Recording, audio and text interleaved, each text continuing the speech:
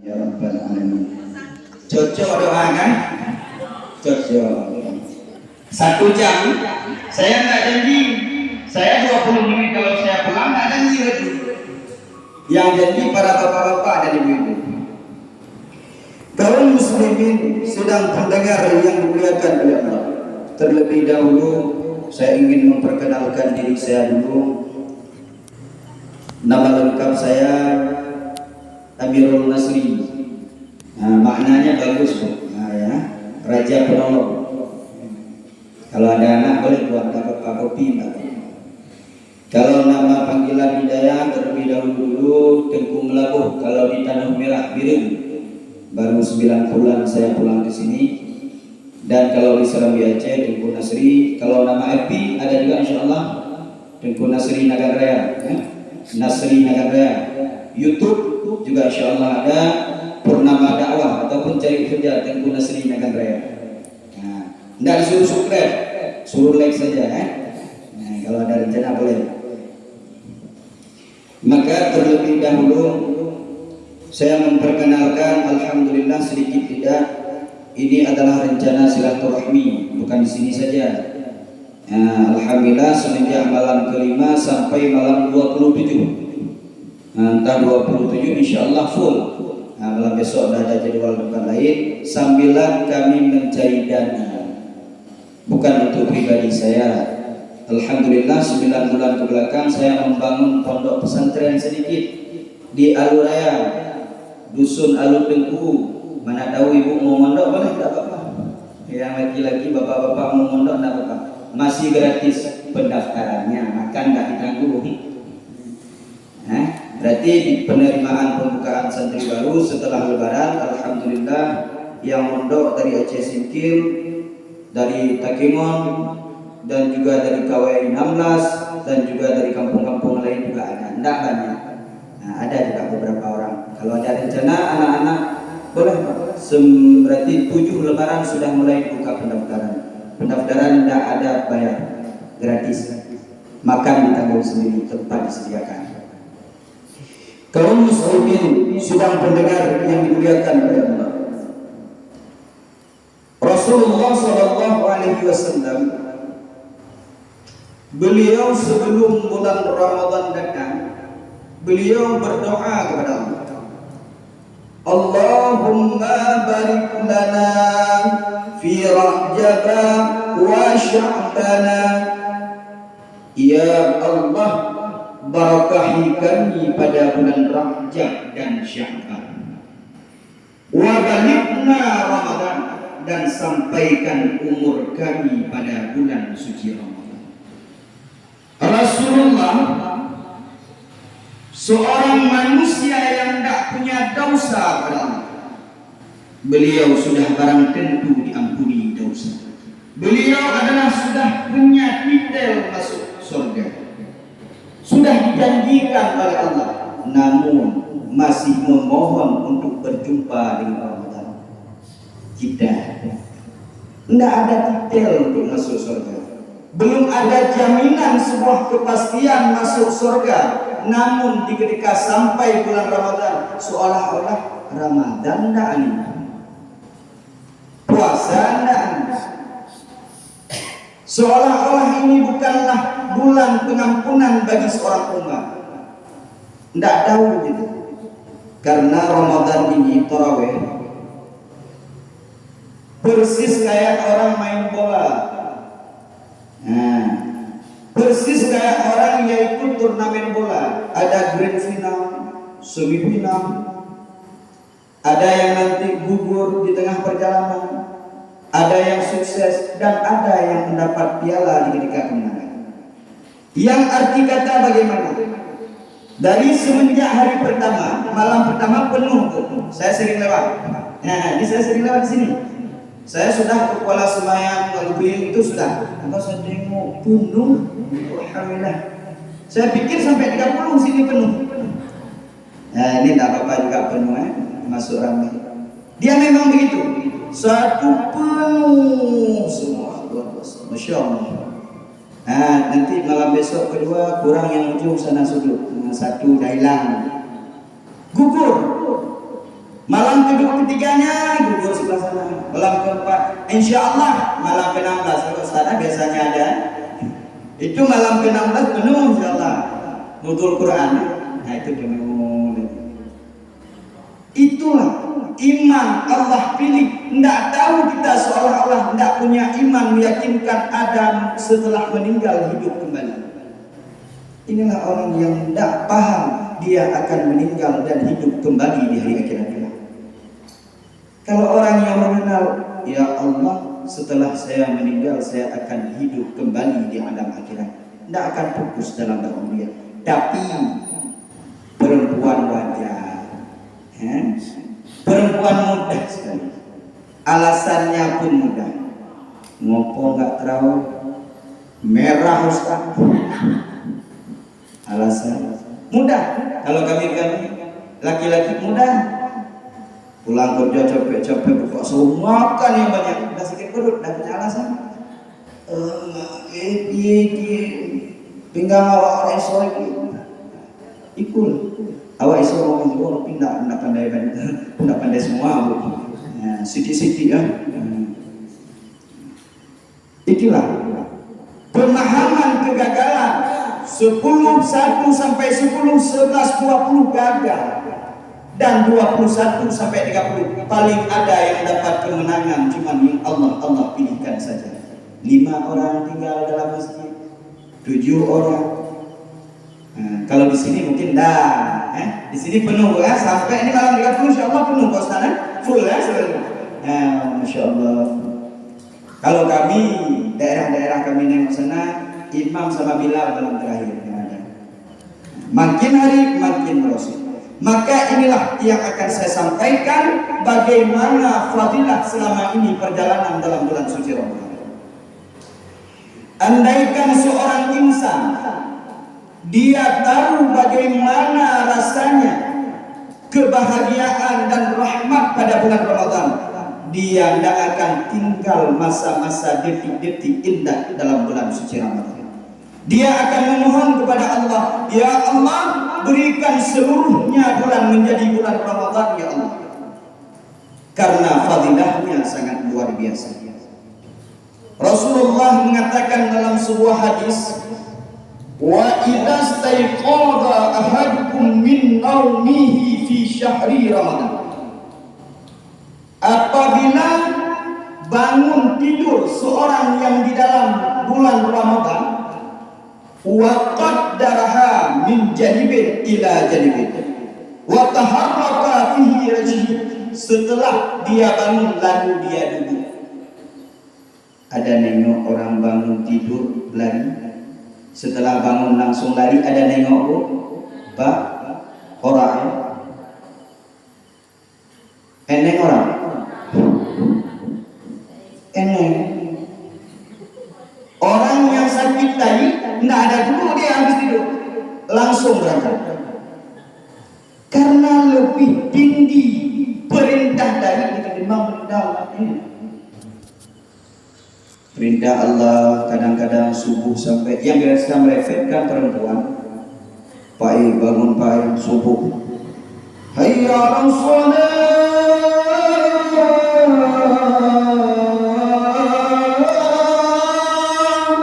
Pai bangun pai. Oh, masih azan. Udah di kamar. Allahu Akbar, Allahu Akbar. Kamar dah boy. Sholawat udah doa dalam di masjid ya. Oh, masih doa. Sudah sholat, siap sholawat, masih sholawat. Susah. Tidak ada perintah Allah langsung dilaksanakan, tidak ada. Kalau perintah dari cobalah tengah malam tak mau suami yang menemani, sepak suaminya. Begitulah, bandingkanlah perintah Allah bagaimana kita letakkan untuk saat ini. Maka waqaddarahu min janibin ila janibin, setelah duduk dia memandang ke kanan sekali, memandang ke kiri sekali. Setelah dia bangun daripada tempat tidurnya, lalu dia memakai pakaian. Dia ambil pakaian, ada yang pakai jilbab, ada yang tidak, ada yang pakai celana sarung baju. Lalu dia menuju tempat ibadah. Itu pakaian yang kita pakai memohon kepada Allah. Apa yang dia ucapkan? Satu pakaian. Maka saya banyak pakaian sengaja. Nah, karena setiap banyak pakaian makin banyak doanya. Maka besok malam pakai itu. Maka jangan malu, pakai terus. Nanti kan ada warna-warni itu. Karena kita ada merah, pakai itu terus. Di dalam merah, di luar putih, di keluar lagi hitam, lengkap. Karena semakin banyak pakaian yang kita pakai, semakin banyak doa kepada Allah Subhanahu wa Ta'ala untuk kita hadirkan. Maka ini sudah nampak saya sampaikan. Maka ketika memakai telungkup itu, ini mesti ditutup. Ibu-ibu, ini kalau kita sholat, telungkup ini ditutup. Pakai ini lagi apa ada anaknya itu. Karena kenapa? Ini udah nampak, tahu. Di pintu surga telah malaikat menanti orang laki-laki yang hendak masuk surga. Di tangan para malaikat tersebut ada mangkok. Kayak mangkok kue itu. Kenapa lambat ini tidak bisa makan saya nih? Ada mangkok di tangan malaikat, maka ditaburkanlah kepada laki-laki yang taat kepada Allah yang hendak masuk ke dalam surga. Dan yang perempuan tidak ada. Yang perempuan tidak dapat apa-apa. Yang laki-laki yang taat kepada Allah, Allah berikan satu orang 70.000 bidadari di hari akhirat kelak. Yang perempuan tidak ada. Ini saya cerita dulu laki-laki dulu. Dan para laki-laki di ketika masuk Allah berikan pakaian. Satu orang laki-laki tersebut Allah berikan 70 lapis pakaian. Yang pakaian tersebut warna-warni namun tembus pandang.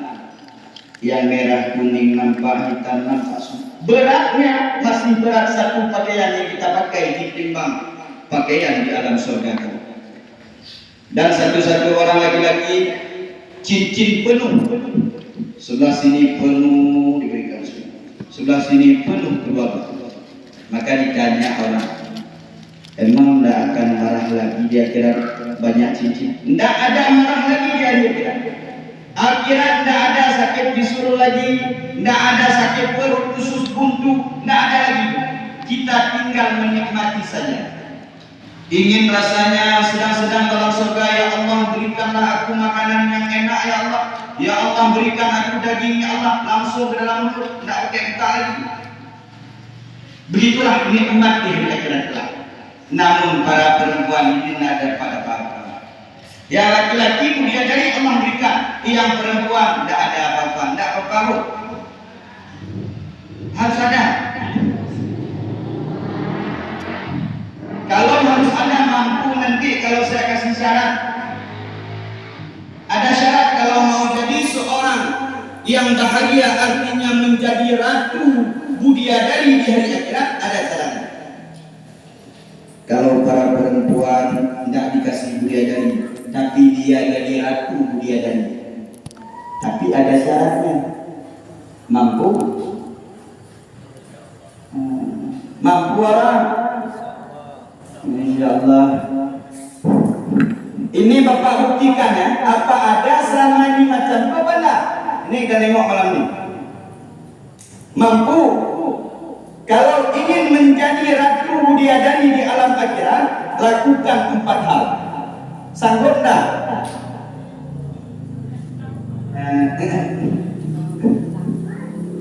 Yang pertama, seorang istri kalau mau jadi ratu bidadari di alam akhirat mesti taat terhadap suami. Mampu? Mampu. Iya, itu mampu orang. Coba tes apa? Ada nggak selama ini nanti sampai ke rumah praktek? Mau nggak kasih jandu? Yang pertama, taat kepada suami. Bagaimana kadar taat? Dalam kitab Jawaqib Jawahir dijelaskan cara seorang taat kepada suami.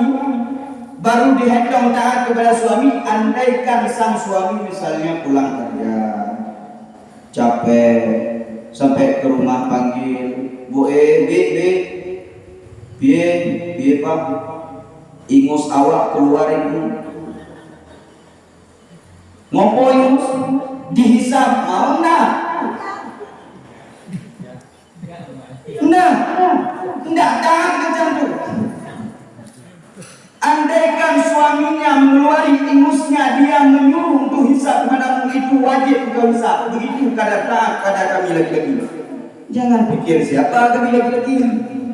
Ini yang perempuan marah, Ustaz kok perempuan aja. Ada nanti jatah laki-laki ada. Memang begitu kadar taat. Saya mau tanya, surganya istri di mana, Bu? Didapat kaki suami, dikasih surga marah. Nah, makanya kalau suami sekali-kali menendang kita, terima. Surga diberikan. Apa praktek? Nah ini pas saya kasih surga pagi hari, langsung angkat ke muka sekali-kali. Alhamdulillah surga. Itu tidak boleh macam itu Pak. Praktek Pak ya. Rasulullah, Aisyah, ketika Rasulullah pulang dari perperangan, Aisyah mengambil kayu lalu mengelapkan keringat Rasulullah. Setelah dilap di kayu, mau nak jatuh.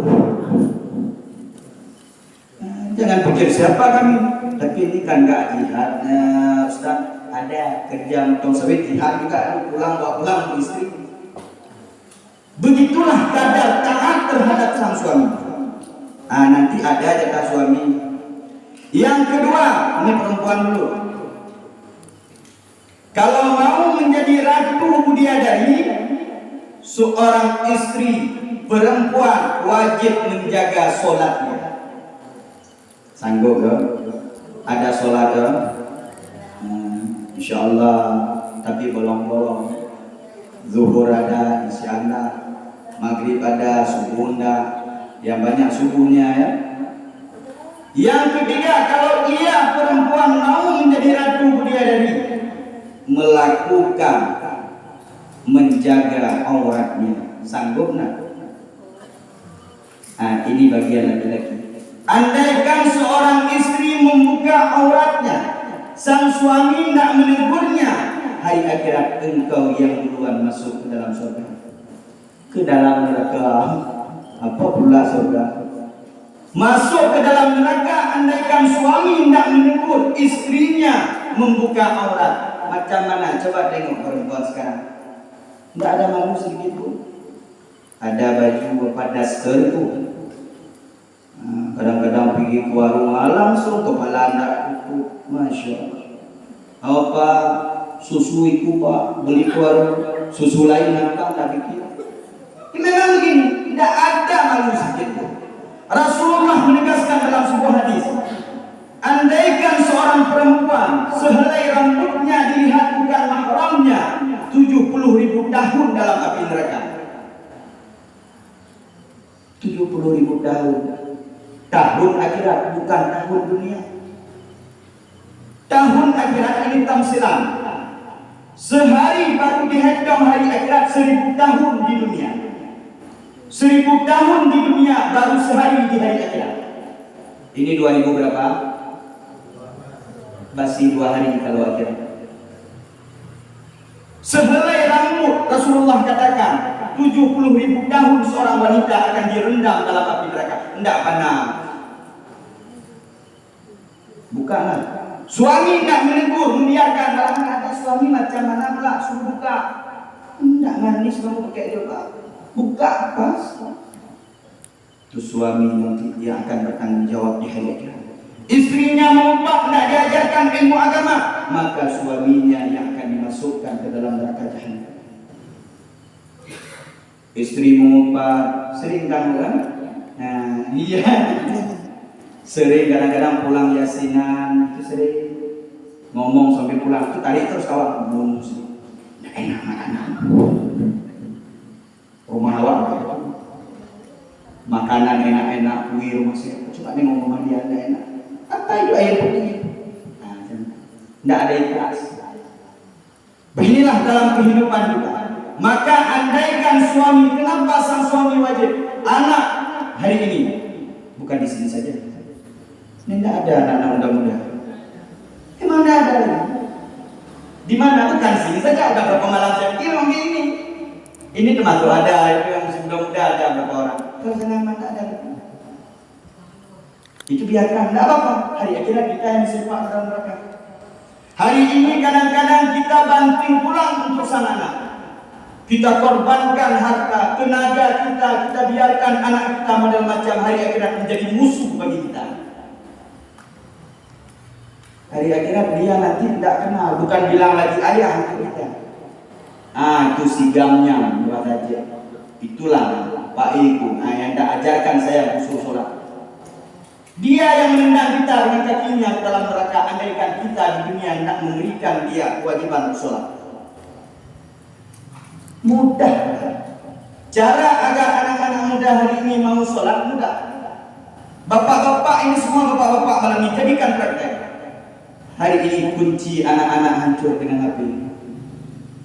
Gedok cik, game. Ada model-model macam itu. Tidak tahu dia telah melakukan perkara murtad. Tidak tahu dia. Perkara gedok cik itu haram. Hukumnya haram, main game itu haram.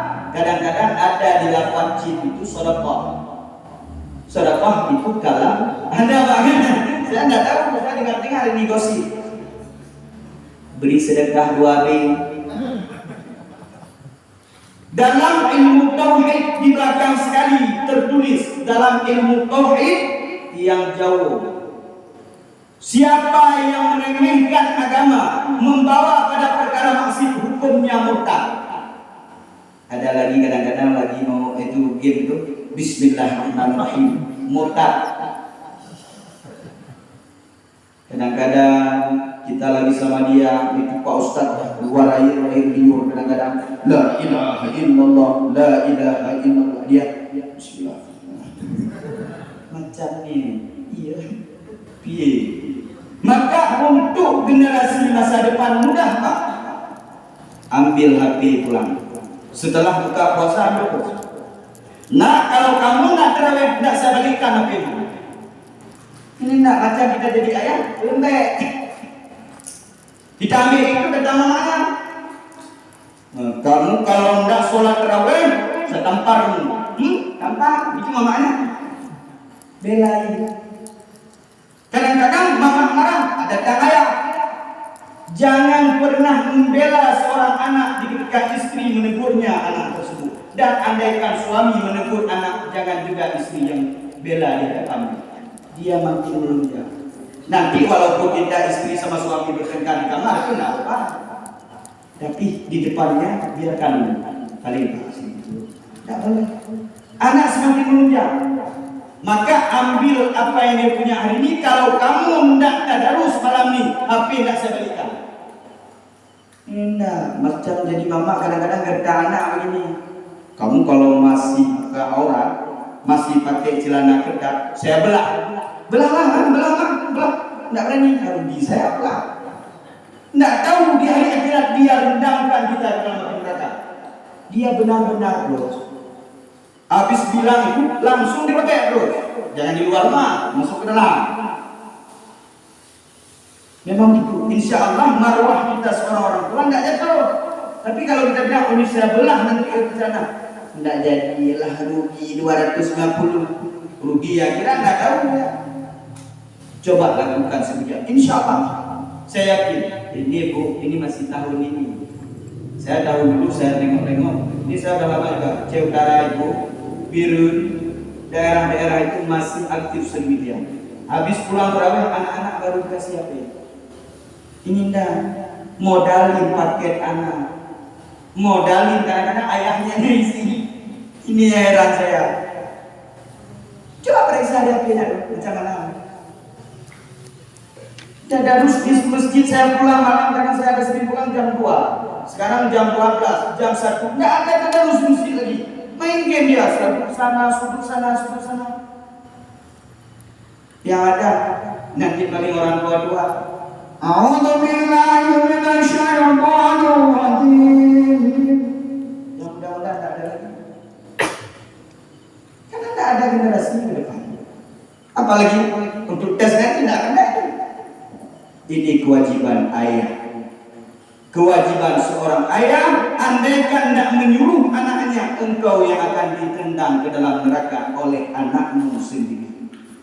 Tidak engkau didik pada jalan agama, tarkutanum kabirah, tinggal mengaji, tuntut ilmu adalah dosa besar. Tidak ada yang kita harapkan. Kadang-kadang pemikiran kita salah. Kita memikir hari ini, saya walaupun ini saya belum nikah, belum punya anak, belum tahu tentang istri, tapi sudah saya pelajari sebelum punya istri. Hari ini pemikiran orang tua, ini saya sediakan dana 5 hektar, sediakan mobil, rumah, bangun besar-besar. Untuk siapa? Untuk anak-anak. Tujuannya ketika kita masuk ke dalam kubur, anak kita senang. Ada yang apa dibutuhkan di dunia fana, tapi perlu diketahui. Di ketika kita tinggalkan itu semua, dia tidak ada ingat untuk kita sedikit. Harta yang kita tinggal, tidak ada dia sedekahkan ini untuk almarhum ibu saya, tidak ada. Tidak ada. Ini sebagai bukti, tidak kancing sendiri. Habis sama dia berapa Pak Ustaz saya kasih? 20.000 Ustaz. Itu jamaah doa banyak.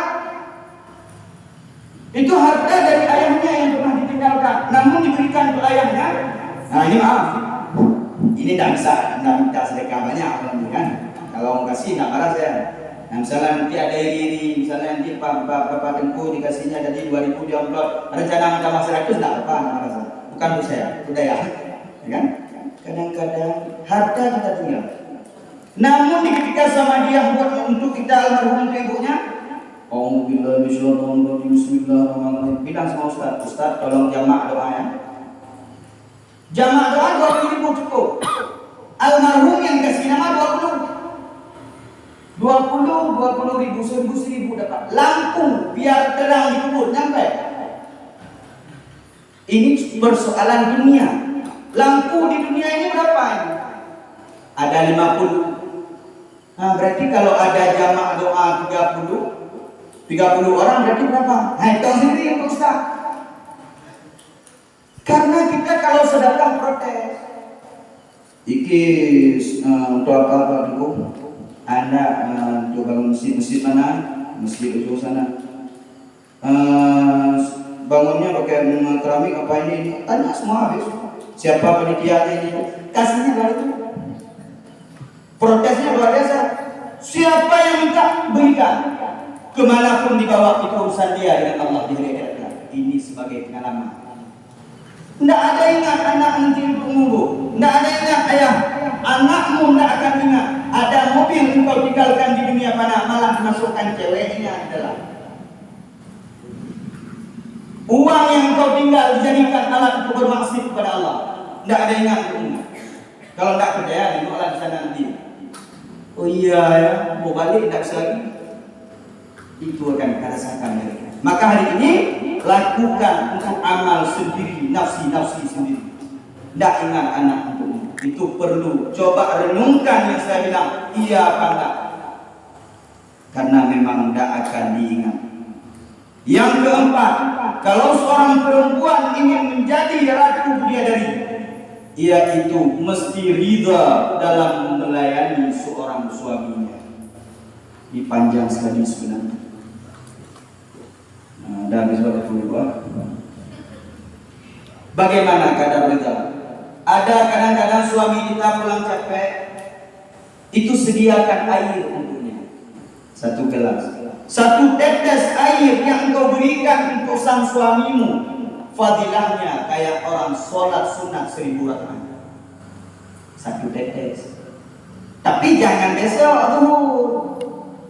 Selama puasa tidak boleh. Prakteknya setelah lebaran. Kalau ada suami macam ni, aku bungkus nasi bu, dia pergi kerja. Ibu mau membungkusnya, laknat Allah kepada ibu. Habis kita dan beban. Ya. Kalau bulan Ramadan, artinya suami suruh bungkus nasi, suruh masak nasi zuhurnya pagi untuk berangkat kerja. Layanilah. hari akhirat engkau yang akan mendapatkan laknat Allah. Ibu kok bilang itu bulan macam mana? Tapi kalau memang ridha Allah artinya bukan Ramadan, sediakan air pulang-pulang capek, taruh di meja. Nah, kadang-kadang perempuan mereka sering mereka kan? Bu, tahu? Ya, nggak di sini. Saya sering dengar tetangga sebelah. Cuma repet luar biasa. Kadang-kadang, Bu, capek saya Bu, air. Bapak iki piye? Iku wis eneng air. Piye ora iso? Macam itu. Padahal kalau kita mau, ini contoh. Nah, itu saya contoh. Ini contoh. Ini Pak. Pernah saya jadi bismillah.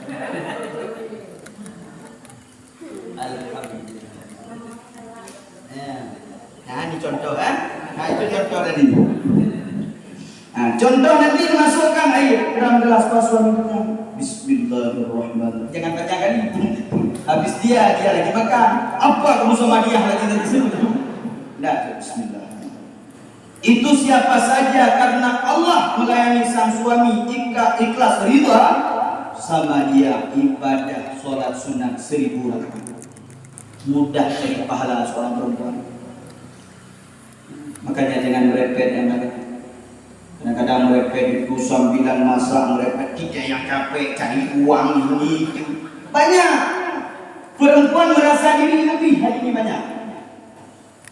Padahal kita kasih juga untuk suami. Ini saya bilang, untuk suami kita kerja misalnya, kita perempuan kerja juga, beri juga nanti makanan uang kita beri untuk suami. Tapi merepet dan hilang pahala. Memang itu tidak ada punya hak. Yang istri cari untuk istri, bukan untuk suami. Tapi kalau kita kasih untuk suami kita, itu ibadah bagi kita, sedekah untuk sang suami. Nah, maka suami tidak boleh protes. Artinya kalau diizinkan untuk kerja, kalau tidak izinkan tidak boleh.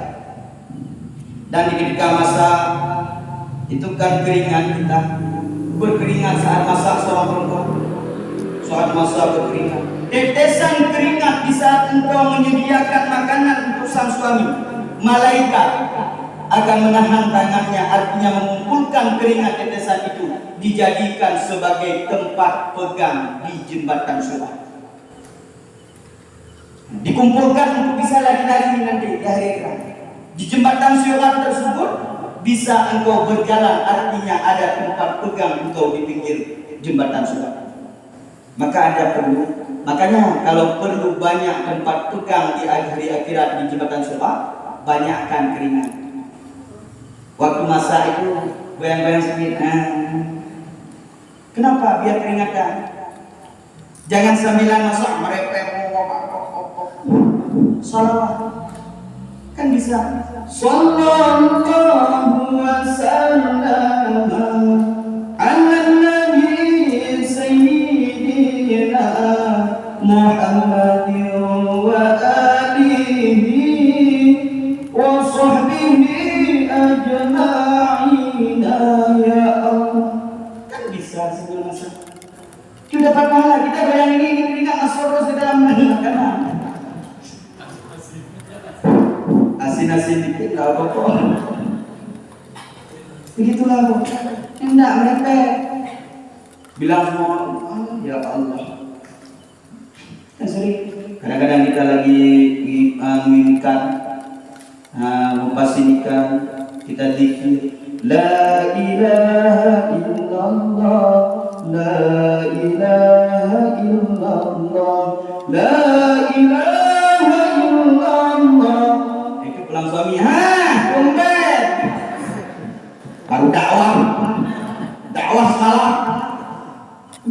Ngono iso itu mudah sekali. Jadi kadang-kadang pulang suami tidak pernah mana sholawat. Tahu-tahu di dapur, ya Allah alhamdulillah istriku wisada itu. Biasa ngorepet lawak. Nanti pulang suami jangan, kalau mau gitu dengan tes Pak, jangan bilang-bilang pula nanti sama dia ya. nggak boleh. Karena istri kalau pantang mencampur, berubah orang nggak bagus sama dia. Nah, maka kewajiban, ini masih banyak namun tidak ada waktu. Biasanya 15 menit, mungkin dah lebih waktu. Yang saya ingin sampaikan, lakukanlah kewajiban seorang suami, artinya jaga istri, jaga anak kita, suruh mereka dalam keadaan berubudiyah kepada Allah. Andaikan kita hendak bertanggung jawab sebagai suami, akibatnya di hari akhirat kita yang akan ditendang ke dalam neraka jahanam. Maka seorang istri pun sadari, jangan buat pusing suami. Karena kenapa? Ibu hendak sholat, sang suami yang akan dimasukkan ke neraka. Tapi kalau suami hendak sholat, ibu hendak ada urusan dengan mereka. Mudah nanti. Mau masuk sudah, masuk terus, tidak ada panggilan lagi. Tapi kalau ibu belum selesai, artinya hendak sholat, suami diproses. Ibu ada sholat, suami hendak sholat, tidak ditanyakan kepada ibu-ibu. Mudah seorang perempuan. Saya sudah jadi laki, tidak lah. Tidak. Begitulah, susah sebenarnya suami, bukan mudah. Tapi memang dalam dakwah Islamiyah selalu perempuan. Dalam hati, perempuan selalu. Memang iya. Tapi memang mudah. Padahal waktu kita ambil sebulan, seorang perempuan mudah dalam berubudiyah kepada Allah. Gampang-gampang. Ketika di hari akhirat laki-laki banyak tanggung jawab. Ada yang 12 anak, ada yang 10, ada yang 13, ada yang 5. Itu tanggung jawab kami suami. Tapi kalau itu masih hidup suami, kalau yang tak hidup suami lagi, itu tanggungan istri. Tapi kalau masih hidup suami, sepenuhnya masih tanggungan suami dan wanitanya, istrinya membantu saja. Mungkin hanya ini yang dapat saya sampaikan. Lebih dan kurang saya mohon maaf. Mana tahu ada ingin bertanya juga boleh. Kalau tidak lagi, alhamdulillah juga. Bukan? Mana tahu saya ada menyinggung perasaan ibu-ibu ataupun ayah-ayah, saya mohon dimaafkan. Dan apapun yang telah saya sampaikan, kalau ada yang kurang merupakan kebodohan saya. Masih andaikan itu ada yang lebih, itu adalah karunia Allah, pertolongan Allah pada malam yang berbahagia ini. Bapak-bapak sudah memaafkan saya? Ibu-ibu? Alhamdulillahirrahmanirrahim. Kalau ada yang bertanya saya terima, kalau tidak alhamdulillah. Mungkin hanya sekian. Assalamualaikum warahmatullahi wabarakatuh.